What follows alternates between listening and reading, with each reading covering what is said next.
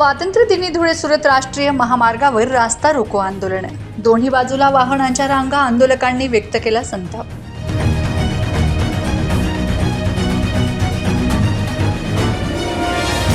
नवापूर शहरातील खाकरफळी व railway station भागातील नागरिकांनी धुळे सुरत राष्ट्रीय महामार्गाचा गलथान कारभार व ठेकेदाराच्या हलगर्जी व मनमानी कारभाराविरोधात स्थानिक नागरिकांनी माजी नगरसेवक चंद्रकांत नगराळे यांच्या नेतृत्वात स्वातंत्र्यदिनी रास्ता रोको आंदोलन करून प्रशासनाचं लक्ष वेधलंय।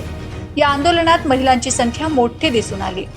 नवापूर शहरातील जुन्या आरटीओ कार्यालयाच्या परिसरामध्ये राष्ट्रीय महामार्ग चौपदरीकरणाचे काम सुरू आहे। महामार्गावर मोठमोठे खड्डे पडल्याने पावसाळ्यात चिखलचे साम्राज्य निर्माण झाले आहे।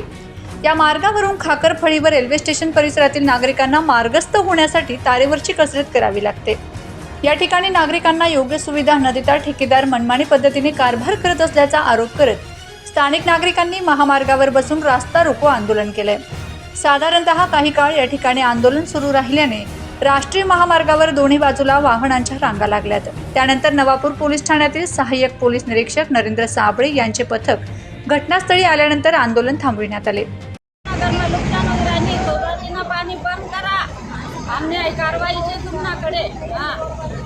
सोसायटी पानी गर्मा खुशीरा नामना वाला बड़ा पोरे आजारी पड़ रहा तामना गर्मा मच्छर हुई गया, डास हुई गया, बड़ा पोरे आजारी पड़ रहा तामने कोई नुकसान हुई गया, अपना गर्मा फूल हुई गया पट्टा गारा हुई रहा नामना गर्मा पट्टा। तुम्ही काय करा, आमना कारवाई करा, तुम्ही काहीतरी।